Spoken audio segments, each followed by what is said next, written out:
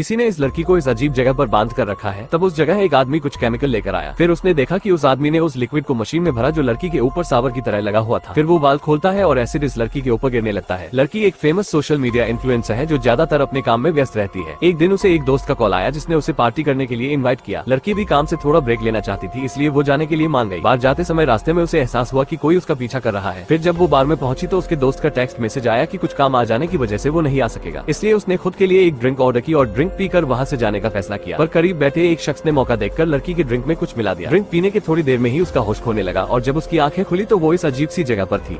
ये आदमी एक व्यापारी है और ये सारे सेब खरीदने आया है, इसलिए वो अपने हाथ में एक सेब लेता है और उसे टेस्ट करने के लिए उसमें से एक बाइट खाता है। खाते ही उसे स्वाद में कुछ अजीब लगता है। जब वो सेब को देखता है तो पूरा सेब कीड़ों से भरा हुआ था। आदमी कीड़ों को देखकर सारा सेब मुंह से उगल देता है और वहाँ के किसान को बुलाता है और उसे सेब दिखाता है। किसान को विश्वास नहीं होता, इसलिए वो दूसरे सेब को काट कर देखता है तो उसमें भी कीड़े भरे होते हैं। किसान दूसरे सेब में कीड़े देखकर और भी सेब काटता है तो उसमें भी कीड़े निकलते हैं, जिसे देख वो हैरान हो जाता है। तभी अचानक से अपनी बेटी की चीखने की आवाज आती है। सभी लोग अपना काम छोड़कर उसके पास भागने लगते हैं। ये लोग एक मुर्गी फार्म के पास पहुंचते हैं। ये देखते हैं कि लड़की को बहुत सारी मुर्गी काट रही होती हैं, तो सब उसे बचाने चले जाते हैं। उसके डैड उसे गोद में उठा लेते हैं। अब हमें कुछ दिन पहले का सीन दिखाया जाता है जहाँ इनके खेत में एक उल्का पिंड गिरा था। एक आदमी उसे छेनी हथौड़े से तोड़ने की कोशिश करता है, तभी उसमें से लिक्विड निकलने लगता है। उस लिक्विड की महक बहुत ही ज्यादा बदबूदार होती है, इसलिए सभी लोग वहाँ से चले जाते हैं। लेकिन रात के समय जैक देखता है कि उल्का पिंड से लाल रंग की रोशनी निकल रही है। ये कोरियन लड़की है। इस लड़की का नाम इनयुंग है और इसकी पूरी फैमिली ने प्लास्टिक सर्जरी करवा रखी है। भविष्य में खूबसूरत दिखने के लिए लोग अपने चेहरे पर प्लास्टिक सर्जरी करवा रहे हैं। वो सब ईयर बुक पिक्चर में आने के लिए ऐसा कर रहे थे। फिर इनयुंग भी सर्जरी करवाने के लिए एक डॉक्टर के पास जाती है, लेकिन वो लेडी डॉक्टर सर्जरी करने से मना कर देती है क्योंकि वो क्लिनिक फेमस और अमीर लोगों के लिए था, जहाँ सर्जरी करवाने के लिए काफी पैसा चाहिए था। वो काफी दुखी हो जाती है और सर्जरी के लिए अपने घर वालों से पैसा मांगती है, लेकिन वो मना कर देते हैं। अब इनयुंग रोती हुई अपनी फ्रेंड के पास जाती है जो उसे एक चीप क्लिनिक का पता बताती है। वहाँ के डॉक्टर अभी प्रैक्टिस कर रहे थे, इसलिए वो इनयुंग की सर्जरी फ्री में करने के लिए तैयार हो जाते हैं। अब इनयुंग अपनी सर्जरी कराने लगती है, तभी उसे एक सपना आता है जिसमें वो देखती है कि उसके चेहरे की सर्जरी पूरी हो गई है और अब उसका चेहरा बाकी लोगों की तरह दिख रहा है। फिर अचानक से उसकी आंख खुल जाती है और डॉक्टर उसे बताते हैं कि पूरी सर्जरी गलत हो गई है, जिसकी वजह से उसका चेहरा पूरा खराब हो गया है। इसका पार्ट 2 देखने के लिए आप हमें कमेंट कर सकते हैं। ये सैनिक दुश्मन सैनिकों पर अंधाधुंध फायरिंग कर रहे थे ताकि कोई सैनिक जिंदा हो तो मारा जाए, लेकिन इनमें से एक सैनिक जिंदा था। ये अपनी बटालियन का कैप्टन था। ये रेंगते हुए एक सिपाही की बंदूक लेता है। इसके अंदर बदला लेने का जुनून सवार था, इसलिए वो दुश्मन सिपाहियों पर निशाना लगाता है। तभी इसे पीछे से कोई आवाज देता है और ये भी सिपाही इसी के साथ था। ये सिपाही निशाना लगाने में उस्तादों का भी उस्ताद था। ये अपने कैप्टन से बंदूक लेता है और उसमें गोली डालकर उसे दे देता है और ये बताता है कि निशाना कैसे लगाना है, लेकिन कैप्टन सोचता है कि कोई गड़बड़ ना हो जाए, इसलिए वो बंदूक अपने जाबाज सिपाही को दे देता है। और फिर यहाँ पर जीप में कुछ सिपाही आते हैं। एक सिपाही जीप में से निकलकर इनकी तरफ आने लगता है। कैप्टन अपने सिपाही को बताता है कि दुश्मन का एक आदमी इधर आ रहा है, लेकिन वो कैप्टन की नहीं सुनता और वो दुश्मन जनरल का भेजा उड़ा देता है। जब तक उसके साथ वाला सिपाही कुछ समझ पाता तब तक तो वो उसे भी गोली मार चुका होता है। ये सभी को बारी बारी से शूट कर देता है। अब ये दुश्मन सिपाही इनकी तरफ एक ग्रेनेड फेंकने वाला था, तभी ये इसका भी भेजा उड़ा देता है। अब एक सिपाही बचा था, वो भागने की कोशिश करता है, लेकिन ये उसे भी ढेर कर देता है। ये आदमी रोपवे राइड को एंजॉय करता हुआ रस्सी पर सरकता हुआ जा रहा था। तभी उसने देखा कि उसकी रस्सी टूटने वाली है, इसलिए वो बीच रास्ते राइड को रोक लेता है और रस्सी टूटने से पहले वो मेन केबल पर लटक जाता है। फिर राइड ऑपरेटर उसे बचाने के लिए वहाँ आता है। वो उसे बचाने की कोशिश करता है पर उस आदमी का हाथ छूट जाता है और वो काफी ऊंचाई से नीचे जंगल में गिर जाता है। उसकी बीवी उसे ढूंढने नीचे जंगल में जाती है, जो फोन के जरिए उसे ढूंढ लेती है। वो आदमी जिंदा था, इसलिए उसे अस्पताल ले जाने के लिए एम्बुलेंस बुलाई जाती है, पर एम्बुलेंस वाले लड़की को साथ में ले जाने से मना करते हैं। वो कहते हैं कि मोहतरमा हम ऐसा नहीं कर सकते, ये रूल्स से खिलाफ है। और फिर वो लोग उसे अस्पताल तक हाथ थमा देते हैं। फिर वो लोग उस घायल आदमी को लेकर वहाँ से चले जाते हैं। तब लड़की एक बाइक लेकर अस्पताल जाने के लिए उस एम्बुलेंस के पीछे पीछे जाने लगती है। तब रास्ते में उसका एक छोटा सा एक्सीडेंट हो जाता है और उस चक्कर में एम्बुलेंस को खो देती है। फिर वो उन्होंने जो कार्ड दिया था उस अस्पताल में जाकर अपने हस्बैंड के बारे में पूछताछ करती है, पर पता चला कि यहाँ उसे नहीं लाया गया। फिर वो आसपास के दूसरे अस्पतालों में पूछती है, पर किसी भी अस्पताल में वो नहीं मिला। तो आखिरकार वो लोग उसे कहाँ ले गए, क्या लड़की उसे ढूंढ पाएगी? देखते हैं नेक्स्ट पार्ट में।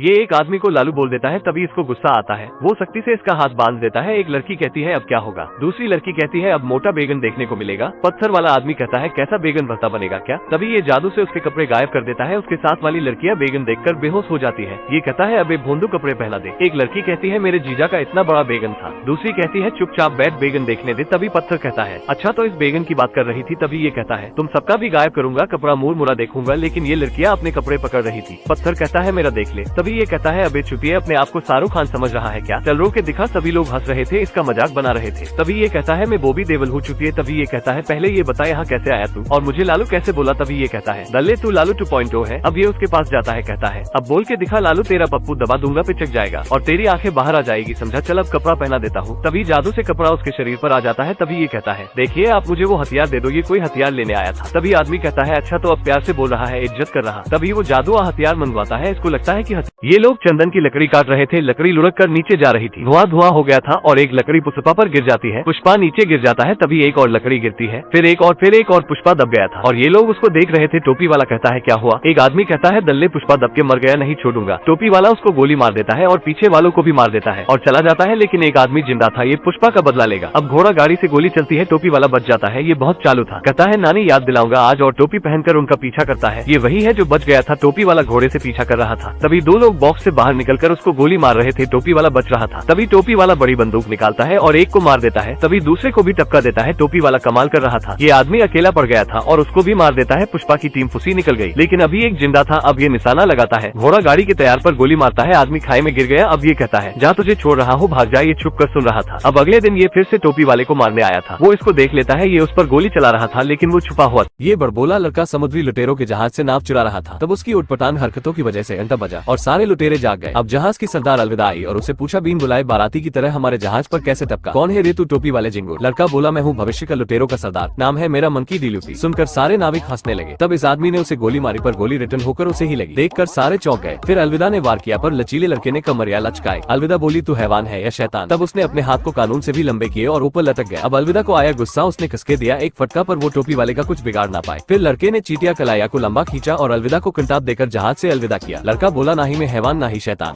मैं हूँ खींचतान। ये लड़की जमीन से एक पत्थर उठाकर एक मूर्ति पर लगा देती है, जो मूर्ति की आंख होती है। तभी उस मूर्ति से एक कीड़ा बाहर निकलता है जो उसका पीछा करने लगता है। रात के समय वो कीड़ा इस लड़की के बिस्तर तक पहुंच जाता है। वो इशारों में लड़की से कुछ कहने की कोशिश करता है। लड़की उसके सामने एक बुक खोल देती है जिसमें परी की फोटो थी। तभी वो कीड़ा एक परी में बदल जाता है और उस लड़की को अपने पीछे आने के लिए कहता है। अब वो परी उस लड़की को एक खंडर में ले जाती है जहाँ उसे एक भयानक चुड़ैल मिलती है, लेकिन वो इससे डरती नहीं, बल्कि वो चुड़ैल उसके सामने झुककर सलाम करती है। अब वो चुड़ैल उसे 2 परियां और देती है और उसे एक टास्क देती है, एक चाबी लाने का। वो इस टास्क को पूरा करने के लिए उसे एक बुक और कुछ सामान देती है जिसमें 3 गोल गोल पत्थर थे। अगले दिन वो बुक लेकर उसी जगह पर पहुंच जाती है जहाँ उसे बताया गया था। वो जगह पेड़ के अंदर होती है। अब ऑफलिया नाम की लड़की उसके अंदर चली जाती है जहाँ उसे बहुत बड़ा मेढक मिलता है। वो उसे वो तीनों पत्थर खाने को दे देती है। अब जैसे ही वो मेढक उन पत्थर को खाता है वो उल्टी कर देता है। उसकी उल्टी में से एक बहुत बड़ी चाबी निकलती है जिसे लेकर ऑफलिया बाहर आ जाती है। ये तीनों एक नाव में बैठकर बरमुडा ट्रायंगल के समुद्र में आ गए हैं। ये जगह दुनिया की सबसे खतरनाक जगहों में से एक है। तभी इन्हें वहाँ शार्क का एक झुंड दिखाई देता है जिनके पंख इनकी नाव से भी बड़े थे। ये उन्हें देखकर डर जाते हैं और यहाँ से भागने लगते हैं, इसलिए उन्होंने अपनी नाव को बड़ी तेजी से चलाना शुरू कर दिया। तभी लड़की को एहसास हुआ कि नुकीले दांत शार्क के पंख नहीं बल्कि एक विशाल जीव के दांत हैं। फिर लड़के को याद आया कि यह जीव उस समुद्री राक्षस की रक्षा करता है। अब उन्हें यहाँ दांतों के बीच उस जीव का मुंह दिखाई देता है जिसमें एक भंवर बनता जा रहा था। फिर पर्सी पानी में अपना हाथ डालकर पोसाइडन की शक्ति का इस्तेमाल करता है, लेकिन यहाँ उसकी शक्ति का कोई फायदा नहीं होता, इसलिए अब उनकी नाव पानी के साथ उस जीव के मुंह में जाती जा रही थी। लड़का उस नाव को मजबूती से पकड़ लेता है। अब आखिरकार ये तीनों उस जीव के पेट में पहुंच जाते हैं। इस जीव का पेट बिल्कुल भी गंदा नहीं होता, बल्कि इसके पेट की जमीन बड़े बड़े जहाज और हवाई जहाज के मलबे से भरी पड़ी थी, क्योंकि जो भी चीज बरमुडा ट्रायंगल से पास से गुजरती थी यह जीव उसे निगल लेता था और यहाँ स्टोर कर लेता था। अब वो इनका क्या करता था ये हम आपको आगे के